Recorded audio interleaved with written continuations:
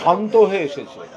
বেলডাঙায় কিছু অশুভ শক্তি বাংলাকে অশান্ত করার জন্য অথবা বাংলাকে কালিমালিপ্ত করার জন্য ধর্মের ভিত্তিতে তারা সবসময় বদনাম করে, উগ্র ধর্মীয় মেরুকরণের চেষ্টা করে এবং মানুষকে বিভ্রান্ত করে এবং প্ররোচনা দেয়।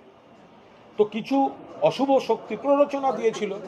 অ্যাকচুয়ালি মণিপুর জ্বলছে, বছর ঘুরে গেল তারপরেও মণিপুর জ্বলছে। এবার এই মণিপুর পুরো দস্তুর ফেল করছে কেন্দ্রীয় সরকার বিজেপি। মণিপুরে একের পর এক খুন, জখম, অগ্নিসংযোগ, লুট, সম্পত্তি নষ্ট, ডাকাতি, ধর্ষণ, নারী নির্যাতন সব চলছে। নরেন্দ্র মোদীর 1 মিনিট সময় হয়নি মণিপুরের মানুষের পাশে গিয়ে দাঁড়াবার। মণিপুর থেকে নজর ঘোরানোর জন্য বাংলায় কোথাও একটা প্রভোকেশন তৈরি করা, অমুক জায়গায় তৈরি করা। আরে সুকান্ত মজুমদার তো এমপি, ভারতবর্ষের এমপি, লোকসভার এমপি, তো উনি কেন যাচ্ছেন না তাহলে মণিপুরে? শান্তির বার্তা নিয়ে মণিপুরে যাচ্ছেন না কেন সুকান্ত মজুমদার? যেটা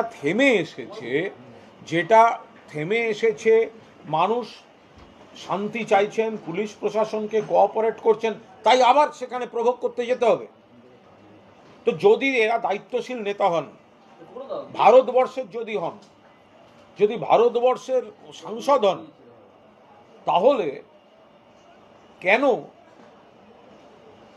তিনি মণিপুরে যাচ্ছেন না? এই যে গিরিরাজ সিং, বিজেপির আর এক নেতা, বড় বড় কথা বলেছেন কলকাতায় এসে। আমরা আবার বলছি, মণিপুর থেকে নজর ঘোরাবার জন্য এখানে বেলডাঙ্গা, ওখানে তাই এগুলো করার চেষ্টা করছে এরা। মণিপুরটা জ্বলছে, ভয়ঙ্কর পরিস্থিতি। তাহলে গিরিরাজ সিং বাংলায় কেন? এদের উচিত, পুলিশের উচিত এই গিরিরাজ সিং, সুকান্ত মজুমদার, এদেরকে ধরে নিয়ে, যারা এইসব বেলডাঙ্গা ইত্যাদি নিয়ে মানুষকে প্রভোগ করছে, এদের ধরে নিয়ে মণিপুরে ছেড়ে দিয়ে আসা। যদি এত বড় বড় কথা বলেন, যান না মণিপুর, তো আপনাদের রেসপন্সিবিলিটি।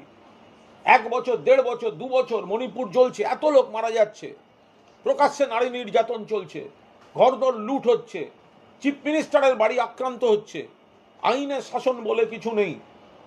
আর বিজেপি নেতারা এখানে এসে নতুন করে উস্কানি দেয়া।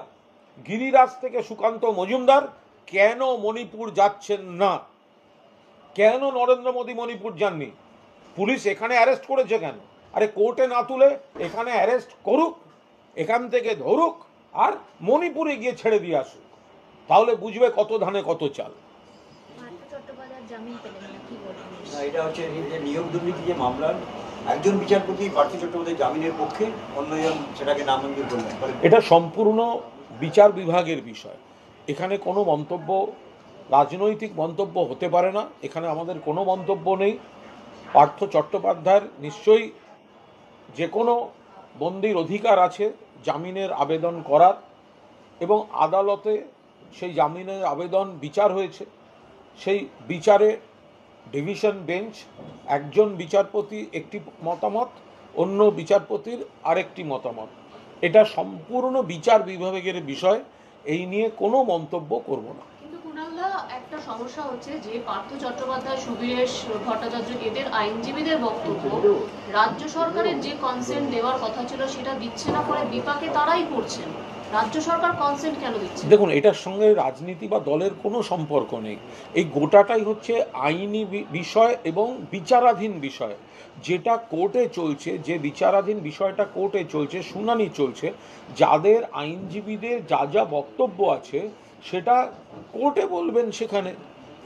ফলে এই বিষয়ে যদি কেউ রাজ্য সরকারকে নিয়েও কোনো বক্তব্য, কোনো কৌতূহল কিছু থাকে বা কোনো কিছু বক্তব্য থাকে, এ ব্যাপারে আমরা কথা বলার কেউ নই। এটা কোর্টে চলছে, বিচারপতিরা সরাসরি দেখছেন। ফলে সব পক্ষের আইনজীবীরাই আছেন। কোথাও কিছু করণীয় থাকলে বিচারপতিরা, মহামান্য বিচারপতিরা নির্দেশ দেবেন, তাদের কোনো পর্যবেক্ষণ থাকবে। ফলে এখানে কোনো বিষয়, তাদের বা রাজ্য সরকার কোনো বিষয় এই নিয়ে কোনো মন্তব্য করবে না।